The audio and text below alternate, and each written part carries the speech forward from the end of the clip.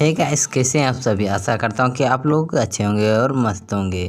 दोस्तों, आज आप लोगों के लिए जियो से रिलेटेड ऐसे खबर को बताने वाला हूँ जिससे कि आप लोगों के बहुत ही ज़्यादा फायदा होने वाला है और साथ ही उस खबर से कौन कौन से स्टॉक्स को नुकसान होने वाला है ये सभी जानकारी भी मिलेगी। तो फर्स्ट टाइम हमारे चैनल पर विजिट किए तो चैनल को सब्सक्राइब कीजिए और बेल आइकन को भी प्रेस कीजिए।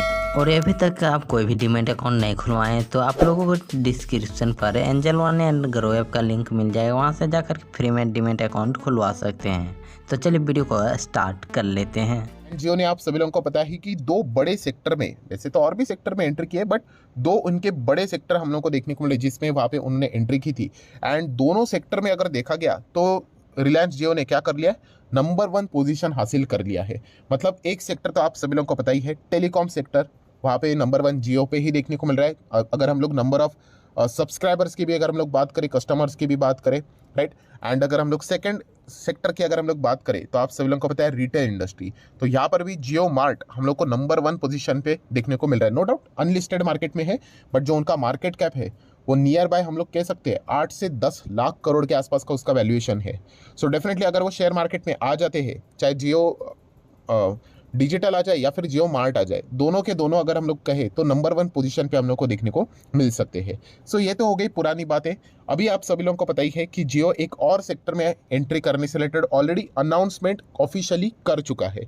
सिर्फ उसका टाइमिंग अभी तक किसी को पता नहीं, क्योंकि बहुत सारे प्रोसीडिंग्स मतलब प्रोसीजर्स जो रहते हैं उनको यहाँ पे फॉलो करना पड़ता है, उसके बाद ही वो एंट्री करेंगे। एंड वो सेक्टर आप सभी लोगों को पता है फाइनेंशियल सर्विसेज। यस, सो रिलायंस फाइनेंशियल सर्विसेज भी प्रोवाइड करता है। एंड उसमें ही अगर हम लोग बात करें तो जियो भी एंट्री यहाँ पे करते हुए देखने को मिलने वाला है। ये अनाउंसमेंट ऑलरेडी वो दिवाली के टाइम उन्होंने यहाँ पे कर लिया था। एंड जब उन्होंने ये अनाउंसमेंट किया था, रिलायंस इंडस्ट्री की यहाँ पे मैं बात कर रहा हूँ, आप सभी लोगों को पता है, तो ये डीमर्जर ऑब्वियसली रिलायंस इंडस्ट्री के अंदर हम लोग को जियो फाइनेंशियल सर्विसेज देखने को मिल जाता है। सो उन्होंने कहा कि हम लोग इसको डीमर्ज कर रहे हैं। एंड डीमर्ज अगर हम लोग यहाँ पे करेंगे तो डेफिनेटली अगर आपके पास रिलायंस इंडस्ट्री का एक शेयर अगर होगा तो उसके बदले आप लोगों को जियो फाइनेंशियल सर्विसेज का एक शेयर यहाँ पे अलॉट किया जाएगा। मतलब 1:1 का यहाँ पे रेशियो है। बहुत ही सिंपल सा गणित है, कोई पैसे का यहाँ पे लेन देन होगा नहीं, ये ऑलरेडी रिलायंस ने अपनी बातों में सामने रखा हुआ था। सो दोस्तों, अगर हम लोग यहाँ पे बात करें तो आप सभी लोगों को पता ही है कि जैसे ही इस चीज़ का अनाउंसमेंट हुआ था उस दिन पेटीएम का शेयर 11% से भी ज़्यादा क्रैश हुआ एंड लो, ऑल टाइम लो पे चला गया था। क्यों? सिर्फ यही एंट्री बोल दी जियो फाइनेंशियल सर्विसेज ने कि हम लोग इस सेक्टर में एंटर कर रहे हैं। एंड आप सभी लोगों को पता ही है कि पेटीएम का जो पाथ है लॉन्ग टर्म का, जो वो विजन लेकर चल रहे हैं, उसी में अभी हम लोग को जियो की भी एंट्री होते हुए देखने को मिल सकती है। अभी जियो जैसा प्लेयर एंटर करेगा तो कंपटीशन तो आपको पता ही है कि कितना ज़बरदस्त घमासान यहाँ पे हो सकता है। एंड बस इतनी न्यूज़ काफ़ी थी स्टॉक को 11% गिरने के लिए। सो ये सारी बातें हम लोग ऑलरेडी यहाँ पे देख चुके हैं। एंड दोस्तों, अगर हम लोग यहाँ पे बात करें अभी इसी जियो फाइनेंशियल सर्विसेज की बात करें तो इसी से रिलेटेड रिलायंस आगे बढ़ते हुए देखने को मिल रहा है। एंड एक बहुत बड़ी अनाउंसमेंट ऑफिशियली अभी तक तो नहीं हुई है, बट बताया जा रहा है कि एक बहुत बड़ा सीईओ आप सब लोगों को पता है कंपनी को लीड करने के लिए चीफ एग्जीक्यूटिव ऑफिसर चाहिए। सो सीईओ हम लोग को आते हुए देखने को मिल रहा है। उनका नाम क्या है? मिस्टर हितेश सेठिया। सो मिस्टर हितेश सेठिया की अगर हम लोग बात करें, जो शेयर मार्केट की दुनिया में है, फाइनेंस वर्ल्ड में है, उनको डेफिनेटली कोई इंट्रोडक्शन की जरूरत नहीं है कि ये कौन है करके। आप चाहो तो इनको देख भी सकते हो, बहुत सारे लोग शायद से इनको पहचानते भी होंगे। एंड अगर आप नहीं भी पहचानते हो तो मैं आप लोगों को बताना चाहूँगा रिसेंटली जो इनकी पहचान यहाँ पे होती है वो किस चीज़ के चलती होती है। यस, जो फिलहाल जिस कंपनी में फिलहाल वो काम करते हुए देखने को मिल जाते हैं, मैकलैरन। सो यस दोस्तों, मैकलैरन में फिलहाल वो हम लोग को काम करते हुए देखने को मिल जाते हैं हायर पोजीशंस के ऊपर, मैनेजमेंट लेवल के ऊपर। सो वहाँ से अभी हम लोग को वो जियो फाइनेंशियल सर्विसेज को लीड करते हुए देखने को यहाँ पे मिल सकते हैं। एंड ऐसी बात नहीं है कि जियो फाइनेंशियल सर्विसेज ये तो फाइनेंस की कंपनी है, तो क्या इनका एक्सपीरियंस फाइनेंस में है कि नहीं? तो दोस्तों, इसके पहले वो आईसीआईसीआई में भी काम यहाँ पे कर चुके हैं। सो डेफिनेटली बहुत ही ज़बरदस्त इनका वर्क प्रोफाइल हम लोग को देखने को मिल चुका है। एंड अगर ये जियो फाइनेंशियल सर्विसेज के सीईओ बन जाते हैं तो आप अंदाज़ा लगा सकते हो कि कितना बड़ा एक्सपीरियंस व्यक्ति यहाँ पे टॉप लेवल के मैनेजमेंट में हम लोग को देखने को मिलेगा।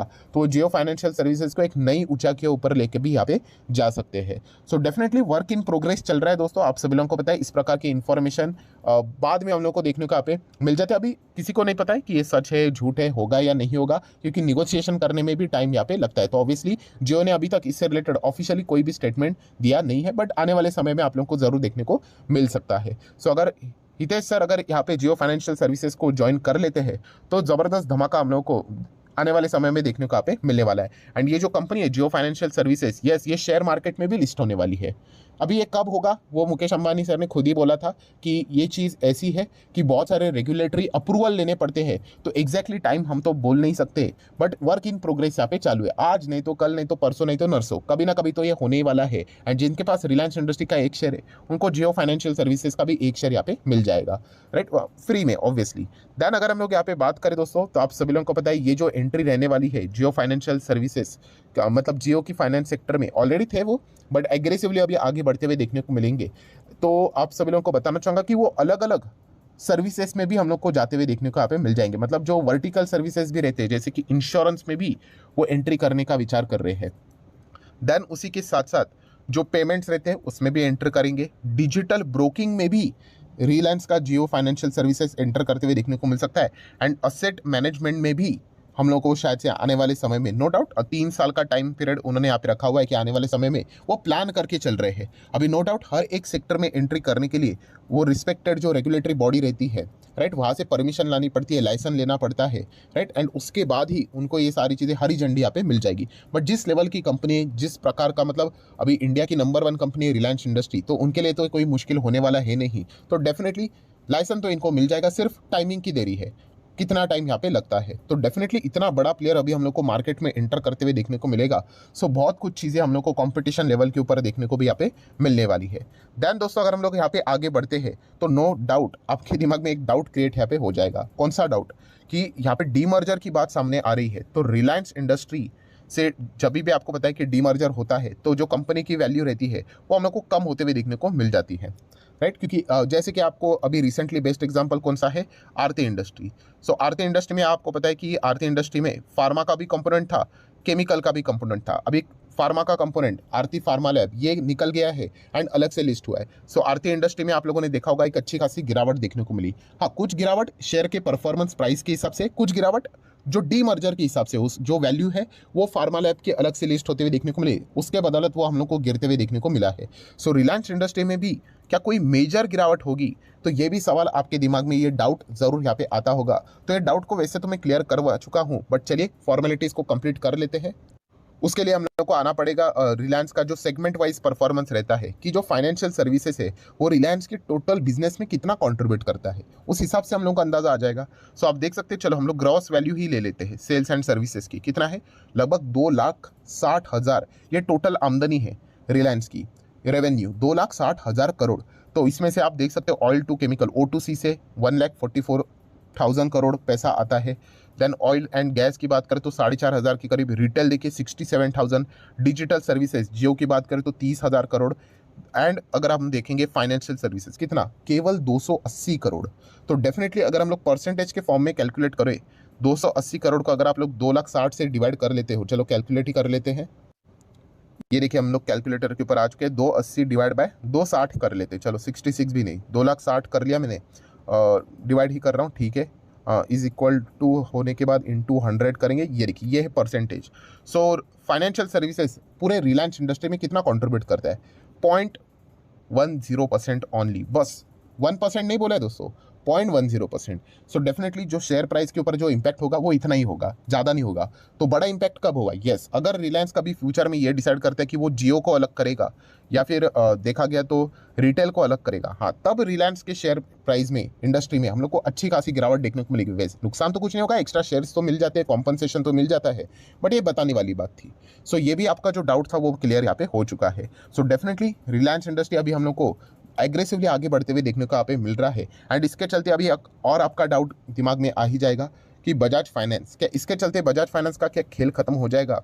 तो दोस्तों मैं इससे रिलेटेड ऑलरेडी आप लोगों को बोल चुका हूँ, नो डाउट बजाज फाइनेंस को अच्छा कॉम्पिटिटर यहाँ पे मिलने वाला है। बट इसका अर्थ ये नहीं दोस्तों कि बजाज फाइनेंस खत्म होने वाला है। बजाज फाइनेंस के पास बहुत बड़ा कस्टमर बेस है, बहुत बड़ा मतलब बहुत बड़ा। एंड जियो फाइनेंशियल सर्विसेज को बजाज फाइनेंस को टक्कर देने से पहले कई और 10-12 कंपनियां हैं उनको टक्कर देना पड़ेगा। जैसे कि मैंने आप लोगों को कहा कि कोई भी इसका बेस्ट एग्जांपल मैं कौन सा देता हूं, हमेशा पेंट सेक्टर का देता हूं। आपको याद होगा पेंट सेक्टर में कौन है नंबर 1 पे? Asian paint. कितने प्लेयर्स आ गए?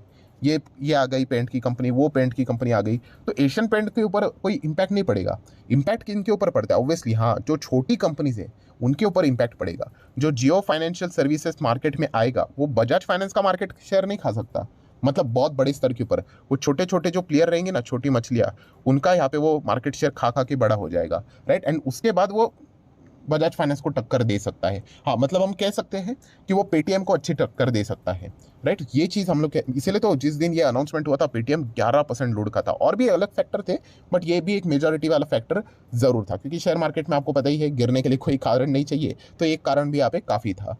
तो ये सारी चीज़ें फिलहाल तो हम लोग को देखने को यहाँ पे मिल रही है। सो अगर हम लोग यहाँ पे बात करें तो ओवरऑल समझ में क्या आ रहा है दोस्तों, यहाँ पे क्या बजाज फाइनेंस इसके चलते क्या खतरे में है? तो बिल्कुल भी नहीं। जो लोग यहाँ पे पूछ रहे थे डाउट, इसके पहले भी मैं इस प्रकार का वीडियो यहाँ पे बना चुका हूँ, कोई खतरे में नहीं है। यहाँ पे सिर्फ आप एंटर करते हो उस सेक्टर में, तो इसका अर्थ ये थोड़ी कि आप डायरेक्टली नंबर 1 प्लेयर को ही बोल दो करके। हाँ, अगर इसके नीचे के जो प्लेयर्स है उनमें हम लोग को डर का माहौल देखने को मिल सकता है कि जियो फाइनेंशियल सर्विसेज हमारा मार्केट ले लेगा, तो इसीलिए उनमें हम लोग को एक्टिविटी बढ़ती हुई देखने को मिल सकता है। और जैसे मैंने कहा कि पेटीएम के ऊपर आप चाहो तो खास फोकस यहाँ पे रख सकते हो। अभी देख लेते हैं कि सीईओ लेवल से related official announcement Reliance industry की ओर से कब होता है कि उनका जियो फाइनेंशियल सर्विसेज में क्या हितेश सेठिया यहाँ पे उनके सीईओ बनेंगे। एंड अगर वो बन गए तो बहुत ही बड़ा डेवलपमेंट जियो फाइनेंशियल सर्विसेज में हम लोग को होते हुए देखने को यहाँ पे मिल सकता है।